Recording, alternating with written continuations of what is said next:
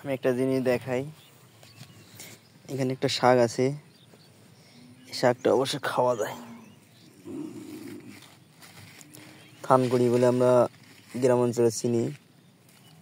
থানকুড়িটা এর ভিতরে আছে, দেখতে থাকেন, ওই যে ভিতরে আছে, এটা কিন্তু খাওয়া যায়,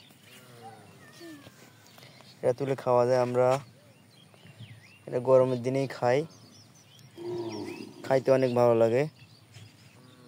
এখানে ভিতরে আছে, অনেক ভালো লাগে, আলু দিয়ে ভাজি করে খাইতে হয়।